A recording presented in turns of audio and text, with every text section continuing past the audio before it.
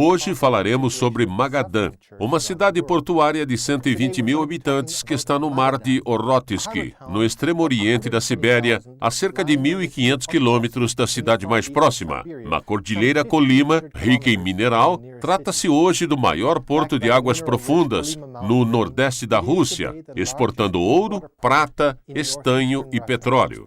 A beleza rústica, porém, de Magadan traz uma história sombria e dura. A cidade foi o centro administrativo dos campos de extermínio Kolyma, arquitetados por Stalin, os gulags, um vasto sistema de campos de concentrações e prisões dentro da Sibéria, onde milhões ficaram presos e morreram por não terem abrigo, por fome, ou foram executados entre 1932 e 1954. E foi estimado que 2 milhões de pessoas morreram. É meu privilégio receber o padre Michael Shields, fundador da comunidade dos Irmãos do Sagrado Coração de Jesus em Magadan. Padre Michael, obrigado por estar conosco hoje. É um prazer estar com você, Mark.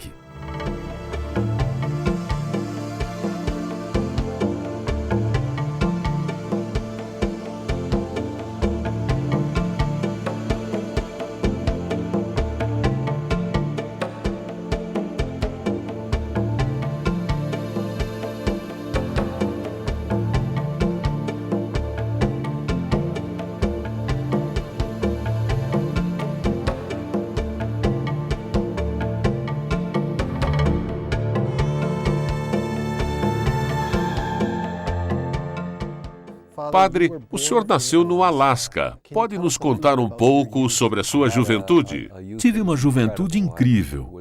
Cresci em pequenos vilarejos. Tínhamos até trenó de cachorro. Fui criado com carne de mexilhão.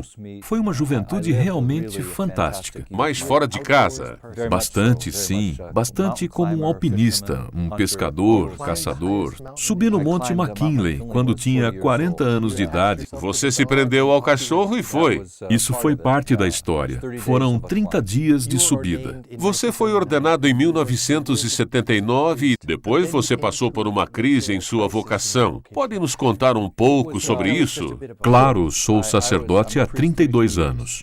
O maior tempo como sacerdote passei na Rússia, mas para os primeiros 10 anos de minha vida, fui pastor na Arquidiocese de Anchorage. Acho que a crise acontece como em muitas vocações. Você chega a um ponto em que já fez tudo o que podia ter feito. Parecia que a chama no meu coração estava diminuindo. E num retiro ouvi as palavras, vá rezar nos campos de concentração. E então estive na Rússia uma vez em 1989 e fui me apaixonando por Magadan. Um ambiente muito frio e duro. E as pessoas difíceis também. Eu não conhecia nem a língua, nem a cultura. E então, durante esse retiro, me senti sendo chamado para rezar nos campos de concentração, para viver essa cultura, para viver a igreja que sofre emergente na Rússia. E então voltei. De fato, já na sua primeira visita, você não queria ir para lá? Ah, não. Durante o retiro, quando ouvi vá rezar nos campos de concentração, naquele momento senti como isso não pode ser de Deus, porque não era um desejo no meu coração de voltar. E eu fui ao meu diretor do retiro e disse, isso não pode ser de Deus. Quero que você faça um exorcismo e tire essa ideia do meu coração, porque de jeito nenhum quero voltar a Magadan. A Rússia e Magadan, especificamente. Então ele disse, não, vamos apenas rezar. O que aconteceu foi que durante esse retiro de 40 dias de silêncio, foi reafirmado, e o medo saiu e a alegria veio. Deus tem me dado um grande chamado de estar no meio dessa igreja que está emergindo de sua história muito obscura para a luz de Cristo, e sou parte disso. Você chegou em Magadan pela segunda vez, no dia em que se celebrava Nossa Senhora das Dores, em 1994. Claro que é. Magadan é um lugar de sofrimento. Sofrimento dos campos de concentração. E Nossa Senhora das Dores é a padroeira de Magadan, especificamente, mas de modo geral, da Rússia. Nossa Senhora é profundamente amada na Rússia. Acho que há mais dias de celebração e até ícones dela do que de Jesus, seu filho. Ela segura as pessoas em Magadan. Acredito que de modo especial porque ela segura os mártires, aqueles que deram suas vidas nos gulags. Nos gulags.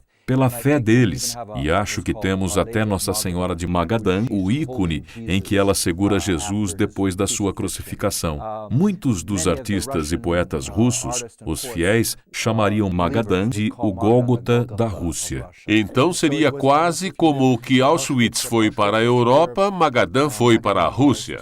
Acho que quando as pessoas citam Magadã, na Rússia, teriam a mesma reação que aquelas pessoas na Alemanha quando dizem Auschwitz, pois todos conhecem o símbolo do sofrimento daquele tempo. Magadã é o símbolo do sofrimento dos campos de concentração. Qual foi sua primeira impressão emocional? Quando eu fui pela primeira vez em 1989, a perestroika tinha acabado de ser introduzida. Eu fui um dos primeiros americanos a vir em um avião amigável, e foi um mistério incrível para mim. Havia uma alegria, mas depois havia dureza. E acho que agora, olhando para trás, talvez esta aspereza tenha vindo dessa consciência espiritual, que algo muito mal tinha acontecido lá. Uma verdade despertando. Um peso nas pessoas. É muito como se sente quando se começa um dia nublado. Há uma opressão.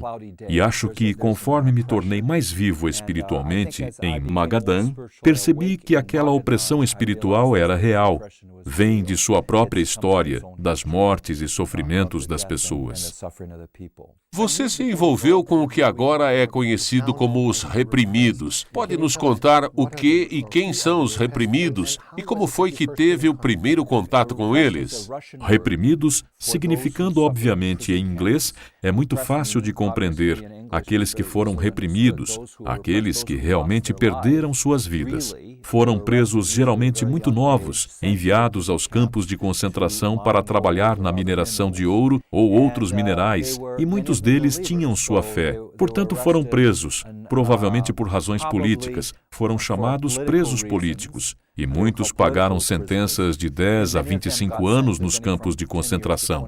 E uma sentença de 10 anos era realmente uma sentença de morte. Então, qualquer sentença de mais de 10 anos que as pessoas sobreviveram foi realmente miraculoso.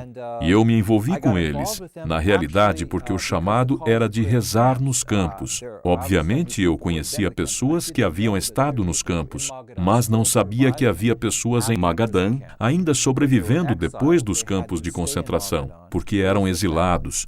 Então tinham que ficar em Magadã. E uma jovem que estava fazendo sua dissertação de doutorado veio e começou a me apresentar a esses homens e mulheres que não tinham percebido que haviam outros nos campos de concentração em Magadã que sobreviveram. Marginalizados. A família deles nem sabia que eles tinham estado em campos de concentração, porque era um escândalo. Só para contextualizar, de onde viriam essas pessoas? Porque não eram, obviamente, habitantes locais. Não, porque Magadã é uma cidade que foi baseada nos campos de concentração. A sua existência foi um campo de detenção para a região de Colima. Muitos vieram dos países bálticos, Letônia, Lituânia, Ucrânia, alguns da Polônia, na realidade muitos da Polônia, e quando Stalin queria prevenir a influência ocidental, ele queria limpar os países bálticos, e muitos daqueles países foram, obviamente, fortemente países católicos. E então, ele iria, na medida em que entendemos, ele seria uma cota, e uma parcela seria dada a certa comunidade que eles queriam certa quantidade de jovens homens e mulheres em uma idade determinada, porque seriam os trabalhadores do campo. Então esses foram presos por pretensões para encher os campos de concentração. E se puder nos descrever o que essas pessoas encontraram quando chegaram pela primeira vez em Magadã?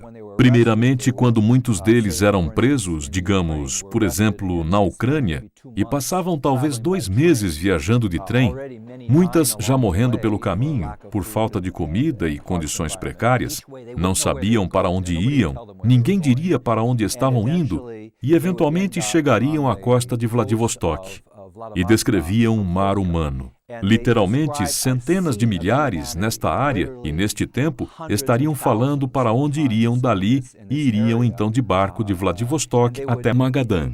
Novamente, muitos deles morreriam na viagem de barco. estariam no corredor do barco, e então seriam presos com as mesmas roupas que eles tinham. Não seriam dados novas roupas. Agora, com o tempo que estavam viajando, seria inverno. Portanto, as pessoas estariam morrendo de exposição. 2 a 5 mil pessoas em um barco enorme. Então seriam 2 a 5 mil pessoas amontoadas. Amontoadas. E quando chegaram em Magadã, estamos falando de um inverno que pode chegar a menos de 40 graus abaixo de zero. E foram literalmente enviados apenas para trabalhar na mineração do ouro. E então eles diziam que muitos já teriam morrido no processo da viagem. Desceriam do barco caminhando dentro da água. Não havia espigões ou portos para pedestres caminharem até a costa. Muitos que teriam que caminhar no ambiente de frio severo, e inicialmente em outubro, que já é inverno, teriam roupas de verão, que os seria dado. Estavam em um campo de detenção e então seriam marcados para andar em grupos. E aqueles grupos, então, seriam enviados para estarem em diferentes campos de concentração depois disso. Pergunto um pouco sobre a sua espiritualidade. Muitos eram católicos. Sendo greco-ortodoxos e latinos vindos sendo exilados, como eles viveram sua fé nos campos? Quando fizemos entrevistas, devo ter feito aproximadamente 100 entrevistas ou mais com esses homens e mulheres. Eles falam apenas de 2 realidades claras. Uma é a oração. Eles sempre rezaram. Eles rezaram quietos, geralmente nem mesmo movendo seus lábios, porque seria suspeito. A outra é que quando tinham a possibilidade de estarem juntos em um grupo, que apoiariam um ao outro na fé. Uma mulher disse que nunca teve uma experiência tão incrível de Páscoa como nos campos, onde quando os guardas se viravam para o outro lado, eles guardariam um pouco de seu pão, reuniriam os pães e fariam o Pasque, que é o pão pascual. E os ortodoxos, os católicos e até os judeus que estavam nos campos celebrariam o Pasque juntos. E como você diz, os guardas viravam as costas. E naquele momento teriam um pouco de liberdade para celebrar a fé deles, mas a maior parte do tempo eram muito vigiados. E se fossem pegos rezando, seriam punidos. Punidos ou mortos. Outros 10 anos de sentença. Muitos fizeram terços dos pães. Uma mulher em particular, que é uma boa amiga minha, Branislava, ela é letoniana, escolheu não comer os pães, mas fazer terços com as cinzas dos pequenos fogões. À noite, ela faria essas pequenas bolinhas, as deixaria secar, e então usaria uma linha do colchão com uma agulha feita de espinha de peixe para costurar as bolinhas juntas. E então os costurava para uma peça de roupa.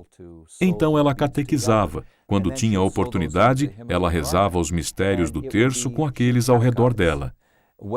E imagine, você está em um campo de concentração e se fala dos mistérios gloriosos e fala dos mistérios gozosos. Imagine quando fala sobre os mistérios dolorosos. É uma realidade muito viva. A realidade vivenciada. Sim, então os mistérios da fé foram celebrados ali, especialmente pelos mistérios do terço. Vocês estão construindo um pequeno museu e ali há também textos espirituais escritos em cascas. Geralmente a realidade era que não teriam levado nada. Quando chegaram aos campos, então homens e mulheres teriam orações memorizadas em seu idioma nativo. E, por exemplo, Branislava trabalhou em um campo onde se cortava madeiras para construir os campos. E com as cascas de bétulas conseguiam uma espécie de papiro, como em algo que poderiam escrever. Então eles faziam esses papiros e escreviam as orações que memorizavam, ou partes das escrituras, ou parte da celebração da Eucaristia, e teriam um livro de orações. Então teriam esses pequenos livros, que tinham que ser pequenos para poderem ser escondidos, mas ela o guardou pelos seus 10 anos de sentença. Como você entende espiritualmente esse tempo de cruz, essa paixão dessas pessoas em Magadã?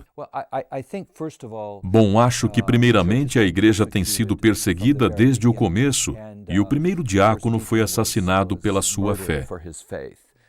Acho que as sementes dos mártires são realmente os alicerces da igreja. Há uma grande habilidade na realidade. E a verdade é que sempre me impressiona quando faço as entrevistas com essas pessoas, esses prisioneiros, principalmente sua fé. Como sua fé sobrevive, sabe? Muitos de nós, nossa fé é abalada se não temos uma boa xícara de café da manhã. Sim, mas isso é importante. Isso é importante sim, mas então o abuso deles, a falta de dignidade humana que foi mostrado a eles, e ainda no coração deles não tinha amargura, eles me diziam que a única coisa que sustentava a sobrevivência deles é o perdão. Então eles tinham que perdoar constantemente o abuso e a realidade da dignidade deles ser tirada deles, ou não sobreviveriam. O senhor falou sobre questões de família, e uma das questões que mais está flagelando a Rússia é o aborto. Pode nos contar um pouco sobre esse flagelo e por que é tão prevalecente na Rússia? O que é que você está fazendo em resposta para esse flagelo? Bom, a Rússia foi o primeiro país para legalizar o aborto. Fiz todo um tema de profanação da vida no ventre. E depois foi o primeiro país a torná-lo ilegal.